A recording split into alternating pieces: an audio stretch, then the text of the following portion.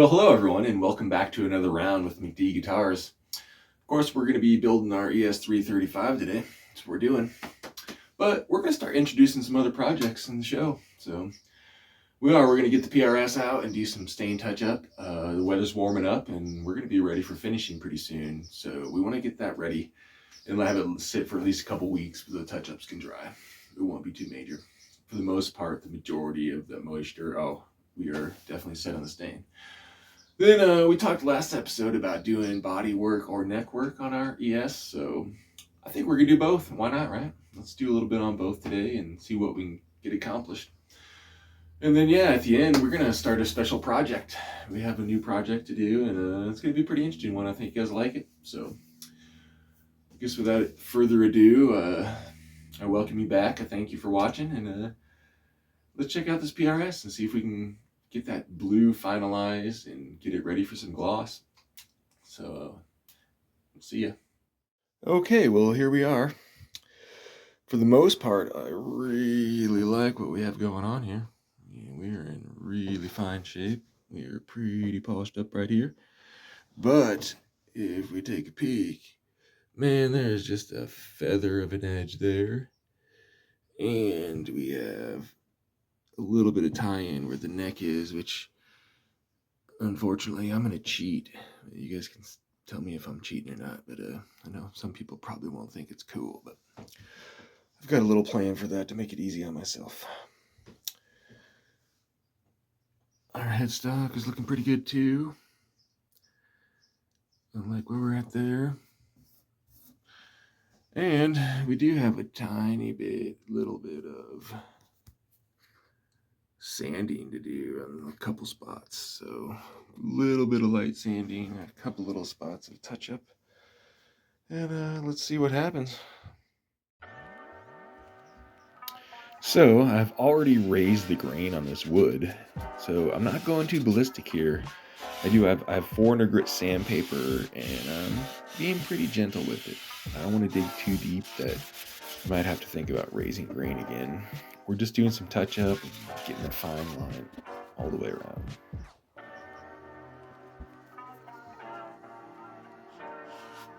This is the spot where I definitely had the most work to do, and it is with some practice and some good tooling, at least something solid to have your sandpaper on. It's pretty interesting how it's not too hard to sand up to a flat line. It just takes a little practice, and you go away with it, just like we're doing here. Yep, learning patience is definitely good. It's like when you first start out, you're just always in such a hurry to accomplish your goal, and sometimes you can just sit back and really lightly sand and let things come together. Don't rush it.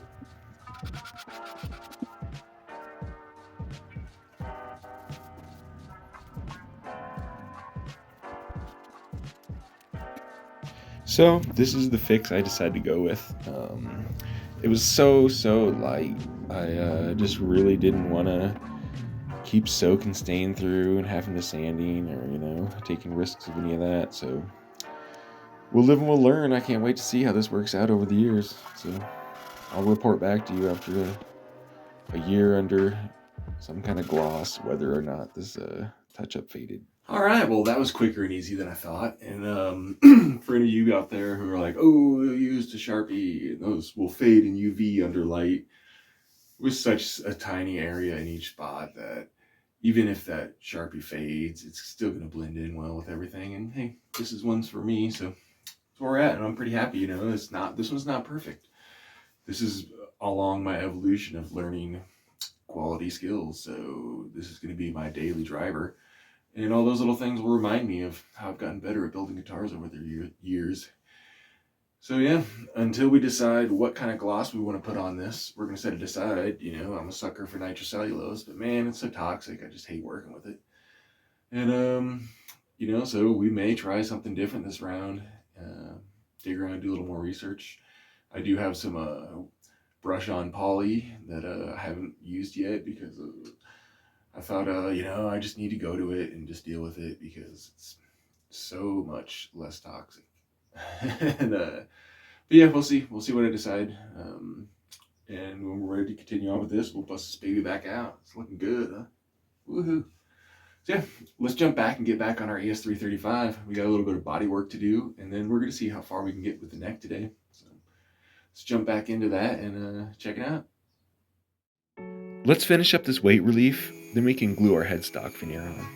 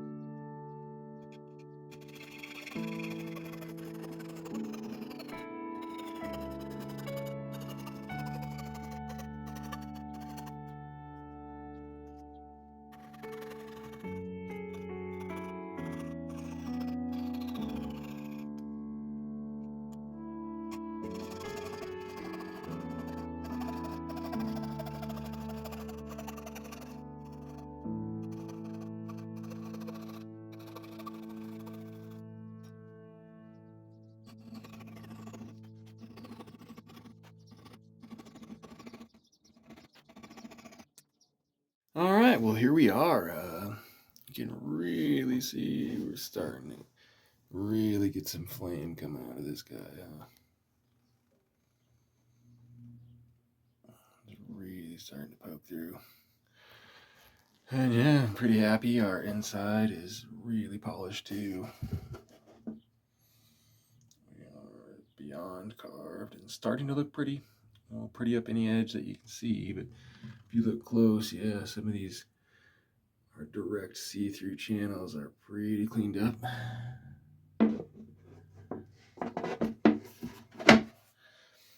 And yeah, we're coming along with that guy. It was, we saw some of that inside hollowing, but we did do some sanding on the side. And it is getting exciting. Our back's looking really nice too. So, plenty to see. And our fretboard is really polishing up. Finally getting down to pretty much where we want to be. And we officially have some headstock veneer. I like it. You know, you can see we've still got some polishing up to do on these corners. But we are all marked out again and ready to go with that. So here we sit. We got some pretty good work done today. We'll continue on with this, and yeah, can't wait. Pretty much there where could do inlays and start to think about frets. So we'll keep polishing that body as we go, but I think our next episode will definitely be focused on a lot of neck work and get some tuner holes, recut that slot for the nut, and yeah, in simple inlays and frets, we are going to go stainless steel, so should be some fun.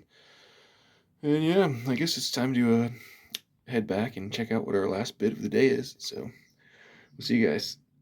All right, everyone. Well, we're back, and I think that's going to wrap it up for the ES335 work for the week. Wasn't a lot going on the video there, but there was a lot of behind-the-scenes handwork going on.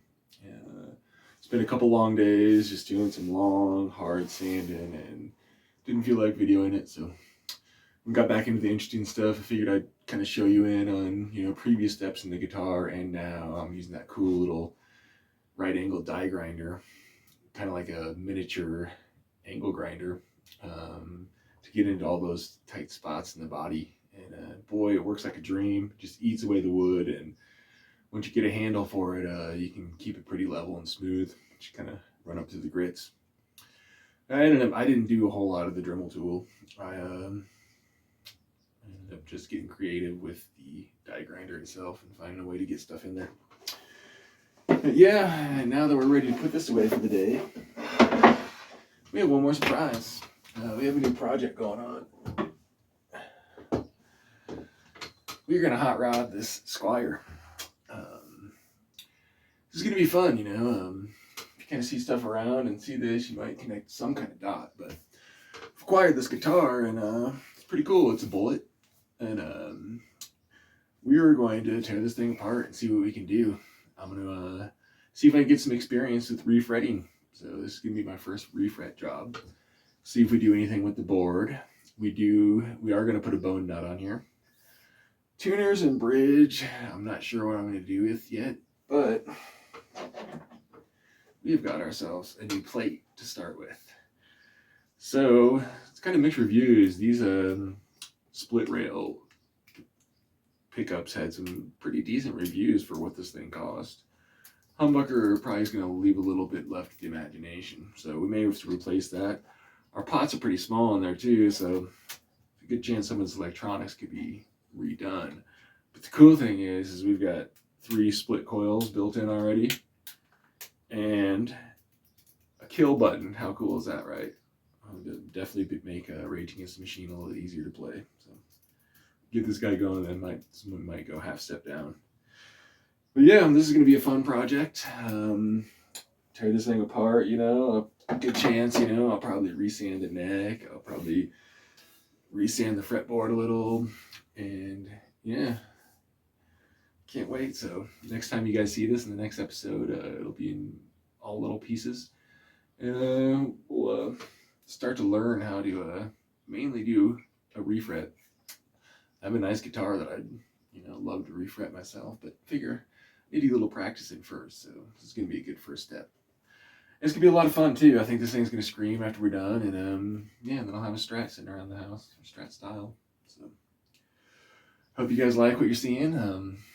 We'll keep it rolling in the next episode. I'll try to keep it a little sooner than last time, but you know, hey, it's summertime and vacations are happening, and boy, I've been having a blast traveling all over and watching both my sons be very musical. So see you when we can see you, and I appreciate everyone tuning in, and thanks for watching the channel. We'll catch you guys next time.